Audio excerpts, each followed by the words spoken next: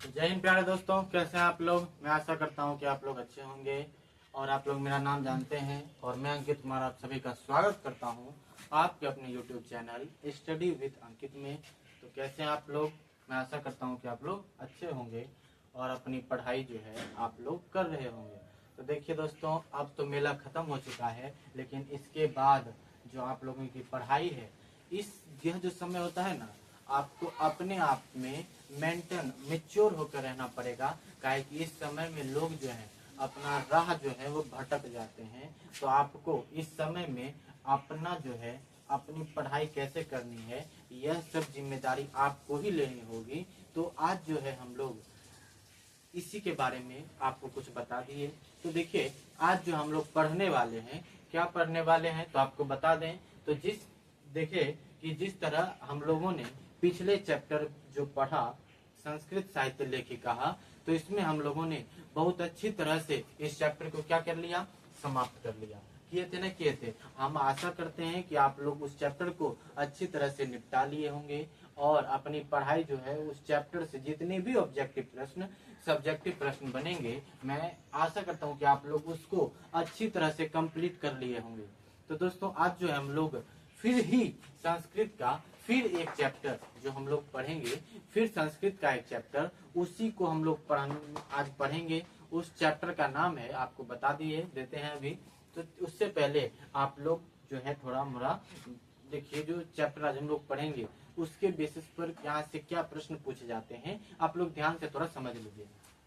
देखिए, ये जो चैप्टर है हमारा भारतीय संस्कार, ये जो छठा चैप्टर है हमारा संस्कृत का, यह जो है भारतीय संस्कार, इससे खास करके सब्जेक्टिव और ऑब्जेक्टिव दोनों प्रश्न पूछे जाते हैं इस चैप्टर से सब्जेक्टिव और ऑब्जेक्टिव दोनों तरह के प्रश्न पूछे जाते हैं।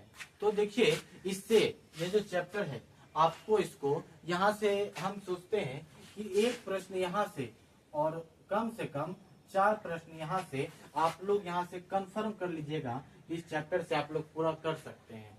तो कम से कम 4 ऑब्जेक्टिव और एक सब्जेक्टिव आप लोग पक्का कंफर्म कर लीजिएगा कि इस चैप्टर से जरूर आएगा।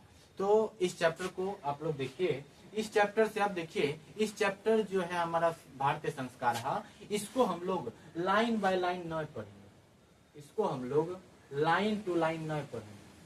तो कहिएगा गुरुजी पढ़ेंगे कैसे। तो ये जो चैप्टर है हमारा भारतीय संस्कार, ये जो चैप्टर है इस संस्कृत भाषा में है, लेकिन अभी जो बिहार बोर्ड पूछ रहा है संस्कृत में उतना नहीं पूछता है, पूछता किसमें है, हिंदी में ही। तो आपको हम लोग हिंदी में ही अच्छे तरह से पढ़ा देंगे, जिससे आपका क्वेश्चन बन जाएगा।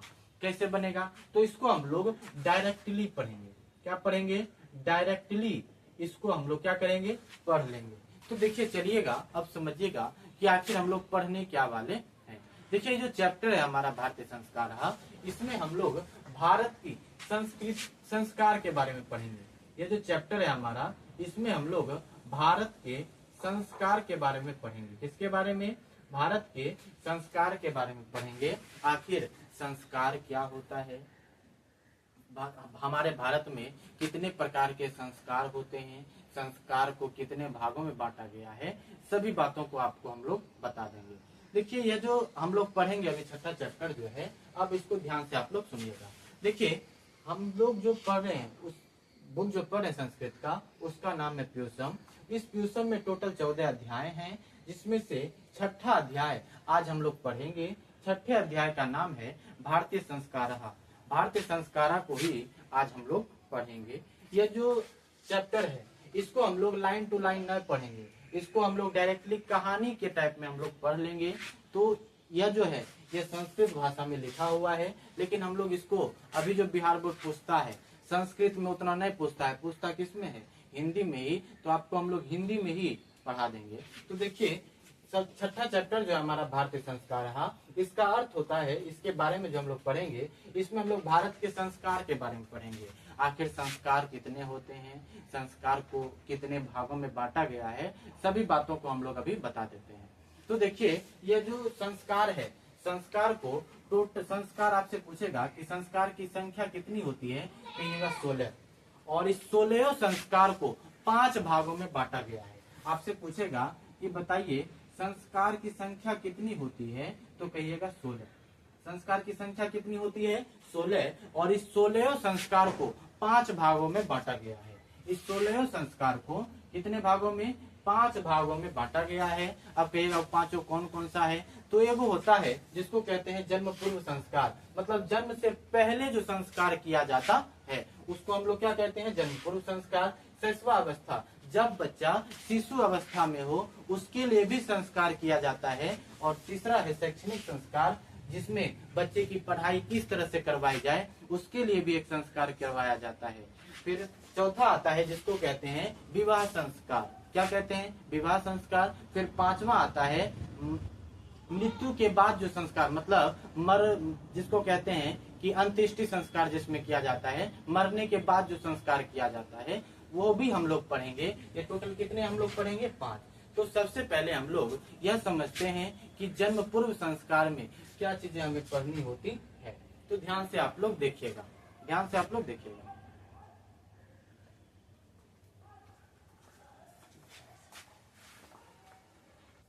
देखिए अब हम लोग क्या पढ़ेंगे, जन्म पूर्व संस्कार, मतलब जन्म से पहले कितने संस्कार किए जाते हैं इसके बारे में देखेंगे।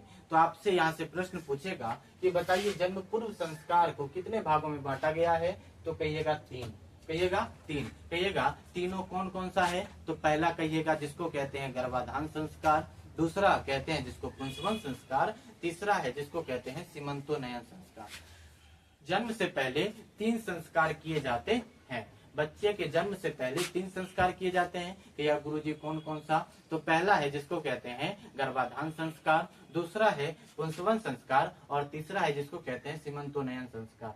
देखिए गर्भाधान संस्कार में क्या होता है कि गर्भ की रक्षा के लिए, किसके लिए, गर्भ की रक्षा के लिए जो संस्कार किया जाता है उसे हम लोग गर्भाधान संस्कार कहते हैं। मतलब गर्भ की रक्षा के लिए जो संस्कार किया जाता है। तो आपको बताए ना कि जन्म पूर्व संस्कार 16 होते हैं और उस 16 संस्कार को 5 भागों में बांटा गया है, जिसमें से 3 यहाँ है, जिसका में है पहला गर्भाधान संस्कार। तो ये गर्भाधान संस्कार में क्या होता है, गर्भ की रक्षा के लिए जो संस्कार किया जाता है उसे हम लोग गर्भाधान संस्कार कहते हैं। अब देखिए ये तो हो गया। अब देखिए बच्चे को अच्छे संस्कार देने के लिए, बच्चे को अच्छा संस्कार देने के लिए, अच्छा संस्कार देने के लिए भी एक संस्कार किया जाता है जिसे हम लोग पुंसवन संस्कार कहते हैं। फिर क्या होता है कि माँ की खुशी के लिए जो संस्कार किया जाता है उसे हम लोग सीमंतोन्नयन संस्कार कहते हैं। माँ की खुशी के लिए जो संस्कार किया जाता है उसे हम लोग सीमंतोन्नयन संस्कार कहते हैं। देखिए क्या हुआ कि जन्म पूर्व संस्कार 3 है, पहला गर्भाधान संस्कार, दूसरा पुंसवन संस्कार, तीसरा सीमंतोन्नयन संस्कार। तो गर्भाधान संस्कार में क्या होता है कि गर्भ की रक्षा के लिए जो संस्कार किया जाता है उसे हम लोग गर्भाधान संस्कार कहते हैं।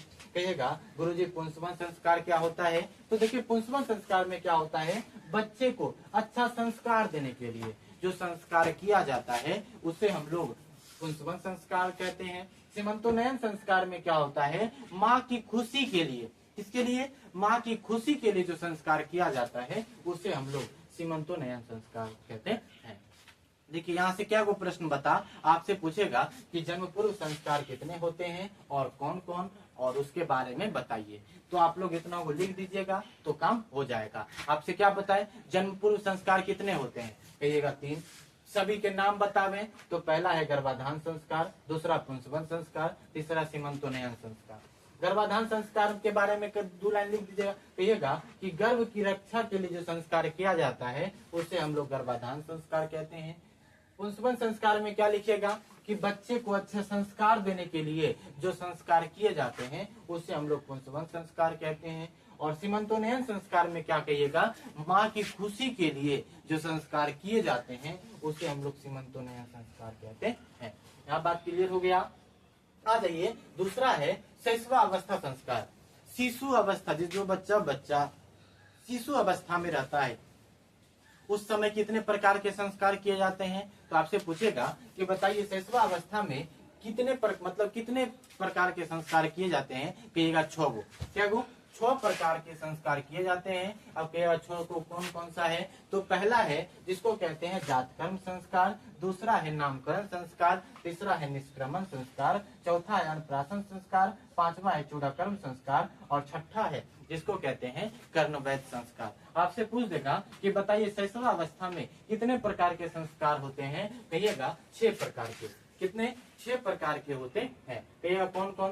पहला क्या बताए? जातकर्म संस्कार, दूसरा जिसको कहते हैं नामकरण संस्कार, तीसरा निष्क्रमण संस्कार, चौथा अन्नप्राशन संस्कार, पांचवा जो होता है उसको क्या बोलते हैं? चूड़ाकर्म संस्कार और छठा जो है कर्णवैध संस्कार। आप समझिएगा कि जातकर्म संस्कार क्या होता है। देखिए बाहर मतलब जब बच्चे का जन्म हो जाता है तो बाहर उसको ले जाया जाता है, तो बाहर में उसके अच्छे स्वास्थ्य के लिए, बाहर में उस बच्चे के अच्छे स्वास्थ्य के लिए भी एक संस्कार किया जाता है जिसे हम लोग जातकर्म संस्कार कहते हैं। क्या बताएं? जातकर्म संस्कार में क्या होता है, जब बच्चे का जन्म हो जाता है तो उस बच्चे का जब जन्म हो जाता है तो बच्चे को जब बाहर ले जाया जाता है तो उसके अच्छे स्वास्थ्य के लिए भी एक संस्कार किया जाता है जिसे हम लोग जातकर्म संस्कार कहते हैं। समझ गए? अब नामकरण संस्कार में क्या होता है, बच्चे का नामकरण करने के लिए, बच्चे का नामकरण करने के लिए भी एक संस्कार किया जाता है जिसे हम लोग नामकरण संस्कार कहते हैं, जिसमें बच्चे का नाम रखा जाता है, जिसमें बच्चे का क्या रखा जाता है? नाम रखा जाता है, उसे हम लोग नामकरण संस्कार कहते हैं। उसे हम लोग क्या कहते हैं? नामकरण संस्कार कहते हैं। अब निष्क्रमण संस्कार में क्या होता है, बच्चे को बाहर ले जाया जाता है, बच्चे को संसार दिखाया जाता है, जिसमें क्या होता है? निष्क्रमण संस्कार में बच्चे को संसार दिखाया जाता है, जिसमें बच्चे को क्या दिखाया जाता है? संसार दिखाया जाता है, उसे हम लोग निष्क्रमण संस्कार कहते हैं।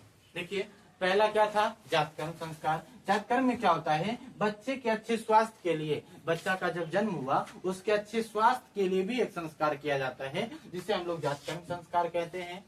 नामकरण संस्कार में क्या होता है, बच्चे का नामकरण करने के लिए भी एक संस्कार किया जाता है जिसे हम लोग क्या कहते हैं? नामकरण संस्कार। निष्क्रमण संस्कार में क्या होता है, बच्चे को संसार दिखाया जाता है, दुनिया दिखाया जाता है, उसके लिए भी उससे पहले एक संस्कार किया जाता है जिसे हम लोग निष्क्रमण संस्कार कहते हैं। अब अन्नप्राशन संस्कार क्या होता है, बच्चे को पहली बार अन्न का दाना खिलाने के लिए, बच्चे को पहली बार अन्न का दाना खिलाने के लिए भी एक संस्कार किया जाता है जिसे हम लोग अन्नप्राशन संस्कार कहते हैं। क्या कहे?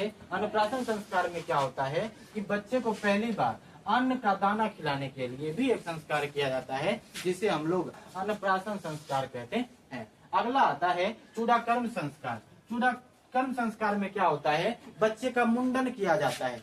जिस चूड़ाकर्म संस्कार में क्या होता है, बच्चे का क्या किया जाता है? मुंडन किया जाता है, उसे हम लोग चूड़ाकर्म संस्कार कहते हैं। अब आता है अगला कर्णवैध संस्कार। कर्णवैध संस्कार में क्या होता है, बच्चे के कान में छेद किया जाता है। मतलब देखते होंगे कि बच्चे के किसी कान में छेद होता है तो उसके लिए उससे पहले भी एक संस्कार किया जाता है जिसे हम लोग कर्णवैध संस्कार कहते हैं। अब आप कहिएगा कि आप प्रश्न कैसे पूछेगा, तो देखिए आपसे पूछेगा कि बताइए शैशवावस्था में कितने संस्कार होते हैं और कौन कौन, सभी के विषय में संक्षिप्त परिचय दें। तो आपको बता दिए शैशवावस्था में 6 प्रकार के संस्कार होते हैं। नाम है पहला जातकर्म संस्कार, दूसरा नामकरण संस्कार, तीसरा निष्क्रमण संस्कार, चौथा अन्नप्राशन संस्कार, पांचवा चूड़ाकर्म संस्कार और छठा जो होता है जिसको हम लोग कहते हैं कर्णवैध संस्कार। अब जातकर्म संस्कार में क्या होता है, बच्चे के अच्छे स्वास्थ्य के लिए जो संस्कार किए जाते हैं उसे हम लोग जातकर्म संस्कार कहते हैं। बच्चे का नामकरण करने के लिए भी एक संस्कार किया जाता है जिसे हम लोग नामकरण संस्कार कहते हैं। बच्चे को पहली बार संसार दिखाया जाता है, दुनिया दिखाया जाता है, तो उसे हम लोग निष्क्रमण संस्कार कहते हैं। और चौथा आता है अन्नप्राशन संस्कार में बच्चे को पहली बार अन्न का दाना खिलाने के लिए भी एक संस्कार किया जाता है जिसे हम लोग अन्नप्राशन संस्कार कहते हैं। चूड़ाकर्म संस्कार में क्या होता है, बच्चे का मुंडन करवाया जाता है तो उसके लिए भी एक संस्कार किया जाता है जिसे हम लोग चूड़ाकर्म संस्कार कहते हैं। कर्णवैध संस्कार में क्या होता है, बच्चे का कान कान छेदवाया जाता है, उसके लिए भी एक संस्कार किया जाता है, जिसे हम लोग कर्णवैध संस्कार कहते हैं।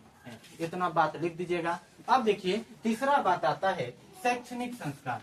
अब शैक्षणिक संस्कार में देखिए आपसे पूछेगा शैक्षणिक बच्चे को शिक्षा प्राप्ति के लिए कहाँ कहाँ भेजा जाता है, उसके शिक्षा प्राप्ति के लिए कितने संस्कार किए जाते हैं, सभी बातों को जानेंगे। देखिए शैक्षणिक संस्कार में पूछेंगे कितने संस्कार होते हैं, कहिएगा गुरुजी 5 गो। शैक्षणिक संस्कार में कितने संस्कार होते हैं, कहिएगा 5 गो। कहिएगा कौन कौन सा होता है।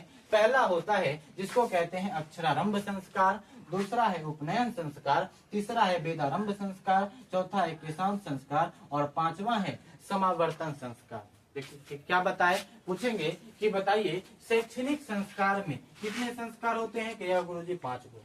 पूछेगा कौन कौन, पहला अक्षरारंभ संस्कार, दूसरा उपनयन संस्कार, तीसरा वेदारंभ संस्कार, चौथा केशांत संस्कार और पांचवा समावर्तन संस्कार होता है। अब देखिए अक्षरारंभ संस्कार क्या होता है, बच्चे को पहली बार कुछ न कुछ लिखवाया जाता है। देखिए बच्चे को पहली बार कुछ न कुछ लिखवाया जाता है, उसके लिए भी एक संस्कार किया जाता है। बच्चे को पहली बार क्या होता है, कुछ न कुछ लिखवाया जाता है, जैसे ओ आ लिखवाया जाता है, तो उससे पहले एक संस्कार किया जाता है जिसे हम लोग अक्षरारंभ संस्कार कहते हैं। क्या बताए, अक्षरारंभ संस्कार में क्या बताए, अक्षरारंभ संस्कार में बताए कि बच्चे को पहली बार कुछ न कुछ लिखवाया जाता है, तो उसके लिए भी एक संस्कार किया जाता है जिसे हम लोग अक्षरारंभ संस्कार कहते हैं। उसको हम लोग क्या कहते हैं, अक्षरारंभ संस्कार कहते हैं। अगला आता है उपनयन संस्कार। उपनयन संस्कार में क्या होता है, जब बच्चा लिखने के लिए सब चीज जान लेता है, तो उसको गुरु के घर भेजने के लिए, गुरु के घर भेजने के लिए भी एक संस्कार किया जाता है, जिसे हम लोग उपनयन संस्कार कहते हैं। गुरु के घर भेजने के लिए, जब बच्चा लिखने के लिए अच्छा से जान जाता है, तो उसको गुरु के घर भेजने के लिए एक संस्कार किया जाता है, जिसे हम लोग उपनयन संस्कार कहते हैं। अब देखिए तीसरा है वेदारंभ संस्कार। वेदारंभ संस्कार में क्या होता है, गुरु के घर में वेद की पढ़ाई करने के लिए, किसके घर में, गुरु के घर में वेद की पढ़ाई करने के लिए, वेद की पढ़ाई करने के लिए वेद की पढ़ाई करने के लिए भी एक संस्कार किया जाता है, जिसे हम लोग वेदारंभ संस्कार कहते हैं। आपको बताए थे वेद कितने होते हैं, 4। कौन कौन, ऋग्वेद, सामवेद, यजुर्वेद और अथर्ववेद, 4 होते हैं। गुरु के घर वेद की पढ़ाई करने के लिए भी एक संस्कार किया जाता है, जिसे हम लोग वेदारंभ संस्कार कहते हैं। अगला आता है केशांत संस्कार। अब देखिए केशांत संस्कार में क्या होता है, केशांत संस्कार में क्या होता है, बच्चे के केशांत संस्कार को आपसे पूछेगा कि किस संस्कार को, केशांत संस्कार को गोदान संस्कार भी कहा जाता है। इस केशांत संस्कार को गोदान संस्कार भी कहा जाता है। कहिएगा इसको गोदान संस्कार क्यों कहा जाता है, कहिएगा कि इस बच्चे के जो माता पिता होते हैं, वो बच्चे के गुरु जी को एगो गाय दान में देते हैं, इसीलिए केशांत संस्कार को हम लोग गोदान संस्कार भी कहते हैं। क्या बताएं कि केशांत संस्कार में क्या होता है, केशांत संस्कार को गोदान संस्कार भी कहते हैं। अब गोदान संस्कार क्यों कहते हैं, कहिएगा कि बच्चे के जो माता पिता होते हैं, वो बच्चे के गुरु जी को एगो गाय दान में देते हैं, तो उसके लिए भी एक संस्कार किया जाता है, जिसे हम लोग केशांत संस्कार कहते हैं। और इस केशांत संस्कार में क्या होता है, जब बच्चा गुरु के घर पहुंच जाता है, तो उसमें बच्चे का मुंडन किया जाता है। बच्चे का क्या किया जाता है, मुंडन किया जाता है, तो इसी को हम लोग केशांत संस्कार कहते हैं। अब अगला आता है समावर्तन संस्कार। जब बच्चे की पढ़ाई पूरी हो जाती है, तो उसके लिए भी एक संस्कार किया जाता है। मतलब गुरु के घर में जब बच्चे की पढ़ाई पूरी हो जाती है, बच्चे की जो पढ़ाई है वो पूरी हो जाती है, तो उसको अपने गृहस्थ जीवन में भेजने के लिए भी एक संस्कार किया जाता है, जिसे हम लोग समावर्तन संस्कार कहते हैं। जिसे हम लोग क्या कहते हैं, समावर्तन संस्कार कहते हैं। बात समझे। देखिए अब आपसे प्रश्न कैसे पूछेगा, देखिए प्रश्न पूछेगा कि बताइए गुरुजी शैक्षणिक संस्कार कितने होते हैं, कहिएगा 5। शैक्षणिक संस्कार कितने होते हैं? कहिएगा 5। कहिएगा कौन कौन? पहला अक्षरारंभ संस्कार, दूसरा उपनयन संस्कार, तीसरा वेदारंभ संस्कार, चौथा जिसको कहते हैं केशांत संस्कार, और पांचवा समावर्तन संस्कार। अक्षरारंभ संस्कार में क्या बताए? बच्चे को पहली बार कुछ न कुछ लिखवाया जाता है, बच्चे को पहली बार कुछ न कुछ लिखवाया जाता है, उसके लिए भी एक संस्कार किया जाता है जिसे हम लोग अक्षरारंभ संस्कार कहते हैं। गुरु मतलब उपनयन संस्कार में क्या होता है? बच्चे को गुरु के घर भेजने के लिए भी एक संस्कार किया जाता है जिसे हम लोग उपनयन संस्कार कहते हैं। वेदारंभ संस्कार में गुरु के घर जब जाने पर उसको जब वेद की पढ़ाई करवाई जाती है तो उसके लिए भी एक संस्कार किया जाता है जिसे हम लोग वेदारंभ संस्कार कहते हैं।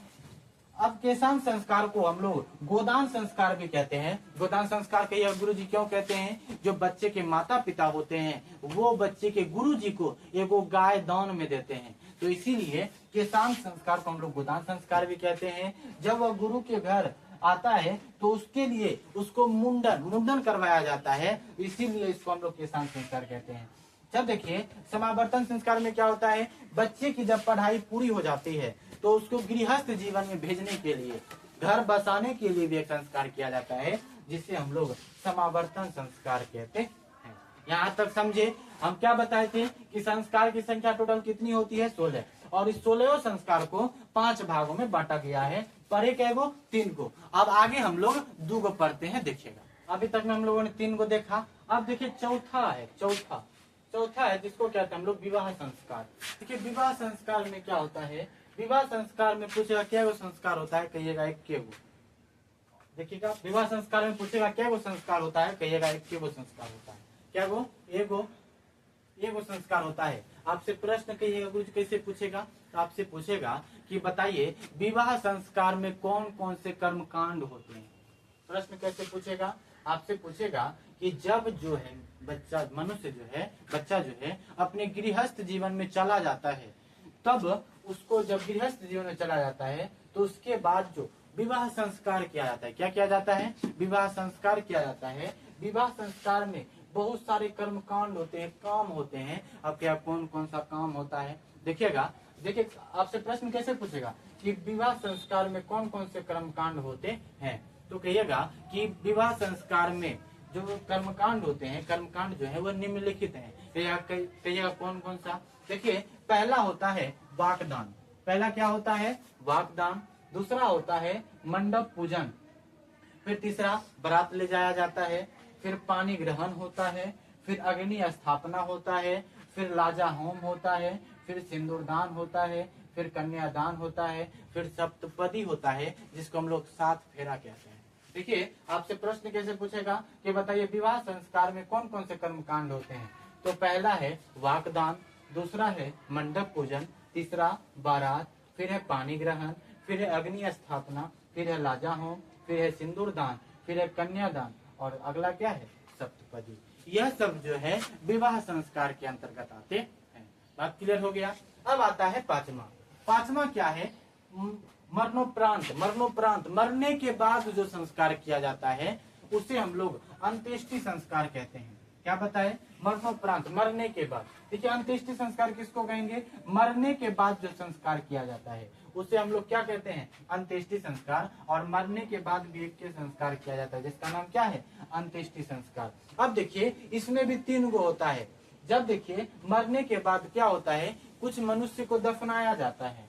कुछ मनुष्य को क्या किया जाता है? दफनाया जाता है, जिसे हम लोग पूर्ण समाधिकरण कहते हैं। जिसे हम लोग क्या कहते हैं? पूर्ण समाधिकरण कहते हैं। फिर क्या होता है? कुछ क्या होते हैं जो बचा हुआ जो बच जाता है, देखते होंगे कि गंगा जी किनारे में किसी न किसी मनुष्य को फेंक दिया जाता है, और जो कौवा सब जो होता है उसको जो खा पी के जो बचता है, वो जो बचा हुआ जो दफनाया जाता है उसे हम लोग आंशिक समाधिकरण कहते हैं। उसे हम लोग क्या कहते हैं? आंशिक समाधिकरण कहते हैं। और क्या होता है? तीसरा होता है कि मनुष्य को जलाया जाता है। जो जलाया जाता है उसे हम लोग दाह कर्म कहते हैं। उसे हम लोग क्या कहते हैं? दाह कर्म कहते हैं। क्या बताएं?